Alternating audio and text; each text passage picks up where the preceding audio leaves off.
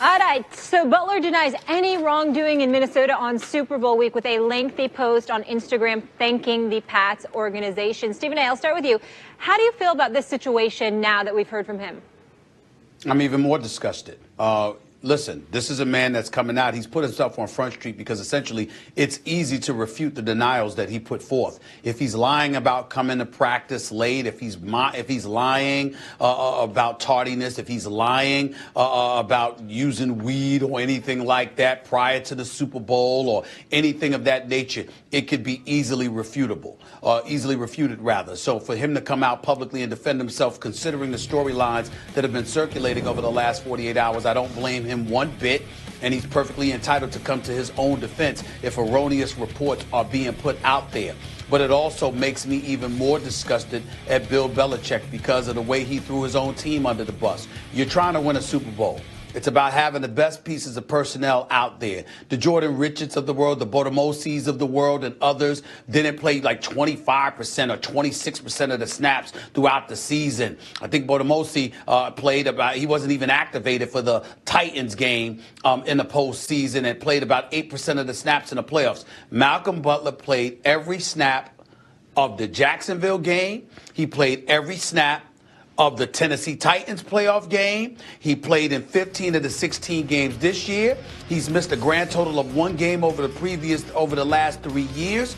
To find out right before the Super Bowl that you're not playing is bad enough. But then once the heat piles up, and folks from Foxborough to Boston and beyond are looking at Bill Belichick, the great Bill Belichick, and they're saying, what the hell were you thinking? Why did you make this decision? Why do you not make this adjustment? Especially when you see Eric Rowe getting burnt or you see the Eagles moving the ball with such fluidity, compiling over 500 yards and 41 points of your defense. Why no adjustments? Why not put one of your better defensive players in the game? And then suddenly these reports start circulating about behavior, about tardiness, about potential drug use. I think it's as low as it gets. It smells to the high heavens. It stinks to the high heavens. And as far as I'm concerned, I would like there to be an investigation, Molly, so we could get to the bottom of exactly what Malcolm Butler actually is guilty of doing and of not doing. Because if Bill Belichick, that's why he said, remember, he said it was a football decision. It wasn't a disciplinary decision. But look at all of this stuff that's coming out. To be clear, Belichick said a lot of things went into the decision. Right. Max? Well, first, let me say, good for Malcolm Butler for defending himself, particularly if what he's saying is true. And I like to give people the benefit of the doubt. Second, I never subscribed to the idea that it's because of disciplinary issues that he didn't play. And so, and by the way, we don't know if what reports are true, but good for Malcolm Butler for saying, wait a minute, this is my reputation you're talking about. I categorically deny these rumors and accusations, and this is me and my family. Good for you, Malcolm Butler. And by the way, he's an easy guy to root for, right? I mean, like, he came out of nowhere and did what he did in huge moments, etc. Bill Belichick, my contention always has been, he makes decisions based on one thing. What gives the Patriots the best chance to win that day? Particularly when that day, that game, is the Super Bowl. Now, they've been to 8 Super Bowls in 15 years. That is absurd in a salary cap, hard cap league with parity. That is just absurd that they've been to over half the Super Bowls in the last almost 2 decades, decade and a half. And they've won 5 of those 8. Also absurd, absurd. No one, you could talk about the Steelers in the late 70s. The league wasn't the same then, Stephen A., and it wasn't over a 15-year period. It's just amazing success. Now, in every one of those Super Bowls, it is also fair to say a single play could have changed the outcome. 1. The first 3 were decided by a field goal. They were 3-0. The next 5, they're 2-3, and a single play in any one of those 5. 2 against the Giants, against Seattle, against Atlanta, and now most recently against the Eagles. Any one of those 5, a single play could have changed the outcome. That means that you can say that about all 8 of the Super Bowls. Now, sports is a zero-sum game, right? The thrill of victory, the agony of defeat. That's why we love it. But to say that the outcome alone, when we all know it's a one-play Super Bowl, all 8 of them, the outcome alone, whether the players execute, etc., is the difference between Bill Belichick is a villain and Bill Belichick is a genius, to me is ridiculous. The point is his philosophy of best chance to win today has resulted in the most successful franchise in modern football history. And so now to turn around and say if Butler would have been on the field, it would have been different. I think he's privy to more information than us, and Belichick deserves the benefit of the doubt. I'm going to go to you and Molly on this. I think that's a very hold on, Molly. Hold on. I think that's a very disingenuous position that you took, Max. And here's why. I am not questioning anything about Bill Belichick based on a football decision. I'm questioning whether or not it was about football. And I'm saying to you that that's a problem for me, particularly if false stuff is being put out there about this guy. If we're just talking about Bill Belichick, a 5-time champion, and that's just as a head coach, we don't even bring into the equation his championships as a defensive coordinator. If we're just talking about a football decision that Bill Belichick made, and it's that simplistic, that's different. But if we're sitting there and we're saying, excuse me, you're not necessarily consistent. You might have let somebody off the hook while you brought the hammer down on this guy. And all of a sudden, reports are leaking out about his behavior prior to the Super Bowl and things of that nature. And this guy is categorically denying that there's any truth to those reports. Stephen A., that's where you're wrong. Not only did Malcolm Butler... Where am I wrong, Molly? That's where you're wrong. I have the statement right in front of me. Yes, he denied that there was any wrongdoing Super Bowl week. He didn't break curfew. He didn't go to concerts. He was with his family every night. That was never the issue. He didn't fly with the team. They wanted to send a plane. He flew on his own. He came a day late. It was prior to Super Bowl, and it's not what he said, and this isn't a personal attack on Malcolm Butler. It's what he didn't say, and he didn't address any of that. And that was the concern, not Super Bowl week. I'd like to also say something.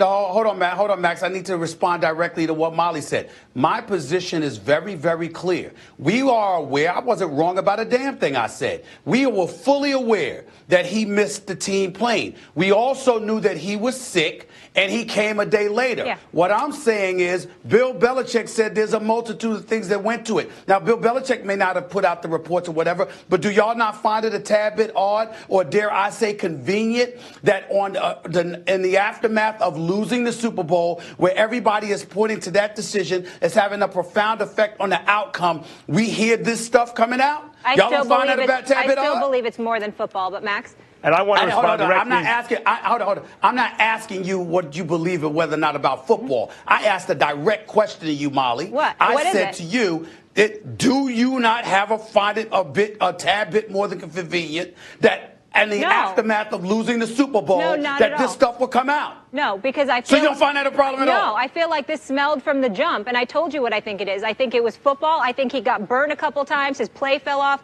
He didn't have a good week in practice, wasn't doing well, and some behavioral thing happened prior, and that's why he pulled the plug, and I stand by that. And in his statement, what about what we were talking about? What about what we on this show, on a national television show? Yeah. Did we not acknowledge reports talking about tardiness and the potential use of weed and stuff? I need to respond. Wait a minute. Now I need to respond to that, Stephen A. First of all, directly to what you said. Nothing. Let me be very clear about this. Nothing I say on this show is disingenuous. I tell you exactly how I feel and what I think and lay it out. Let me get that out of the way. Second, when you, Stephen A., say that Bill Belichick is or imply, or I infer from what you're saying at least, that Bill Belichick is making decisions based on things other than football play on the field. It is, in fact, you who are giving weight to the rumors about behavioral issues. You're basing that on the assumption that there's something that Belichick saw other than football. What I'm saying is what Belichick said. He's not responsible for the rumors as far as we know. You may surmise maybe he is, but as far as we know, and no one has said on this show, that Belichick is responsible for the rumors. What Belichick has said when asked directly was many factors went into his decision. Now, I said yesterday on this show, the reason, when asked, he won't tell you specifically what factors is because why should the greatest coach of all time give the rest of us fools his secret sauce? He doesn't do that. He never Go ahead, does. Molly. I think the other thing, back to what you said, back to to the subject that you brought up, the weed and certain claims that were untrue. Yes, that's egregious, it's wrong, and it's not fair to do that to anybody. But that's never what I was piling on. I was talking about the prior and the stuff that he hasn't defended. What I'm saying is this. I've been covering sports for 25 years. Do you know how many black athletes I can line up? I've been covering it for 11. Okay, keep going. I can sit up there. You can dismiss what I'm saying you want to. You didn't even hear my serious point here, but that's okay. What I'm saying is this. I can line up.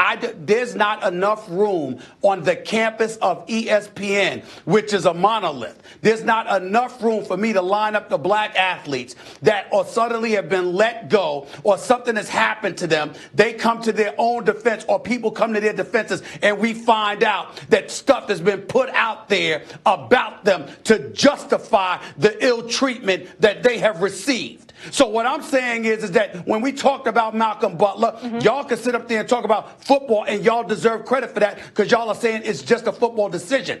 I'm saying it makes no sense that it was just a football decision based on Malcolm Butler's production and history, and that's where we have a divide. But let's not act like this story hasn't elevated to a point where we have to look at a guy that has to come on Twitter or anywhere else that he goes to defend his character because of a decision that a lot of people in America thinks was ill-advised by Bill Belichick this past Sunday evening. Now we're getting somewhere. Now it's all explicit. I agree, Stephen A., that frequently throughout the history of American team sports, disproportionately, when it is a black athlete, an African-American athlete, there is stuff that's out there and oftentimes assumptions made about bad behavior, and that athlete is painted as a thug. That word is tossed around about African-American athletes, and it is very important that we are conscious of that issue. And if that's what you're getting at, you just made that explicit, that is a good point. The question is, does that apply here? If anyone comes to the table with preconceived ideas where they are more likely to think that it's bad behavior as it relates to Malcolm Butler and not even realize maybe that it's because he's African American, that they are easily led into that assumption. That ain't me. But I will say this. Good for Malcolm Butler for coming out and say Molly's not, she's not making those assumptions. Good for Molly. Okay. Good for Malcolm Butler for coming out and defending his name. That's precisely what he should do. And good for you, Stephen A., for bringing up that issue. The question is, as Molly just points out, does that apply here? In other words, was he being painted on this show with that brush? I said he was never painted that way on this show. Right. What I'm saying is it becomes applicable because in the aftermath of the decision was where these reports came out. If Malcolm Butler was doing all of this stuff, that stuff would have been said. That stuff would have been talked about the week leading up to the game. It would have been talked about during the game. It would have been talked about pregame. It would have been talked about post-game. Why all of a sudden we're hearing all of this stuff that was going on? He had to categorically deny it. His former teammates came to his defense. Tom Brady liked his tweet. Well, that Stephen doesn't tell y'all something. it was like a goodbye letter. It basically sounded like he's done with the franchise. That's what it sounded like to me. So, of course, Tom Brady's going to say, he was a great teammate all along. He was a class act. I can't help you. I'm being yelled at that we get what I'm have saying, to. I can't help you. I can't help you. I really can't. I do understand what you're saying as far as the African-American stance on it, but I'm telling you that is not my stance on it. We have to go to break, unfortunately. I wish we had more time. Coming up, gentlemen, LeBron and the Cavs are struggling big time. So who is the team to beat in the East? The guys will weigh in.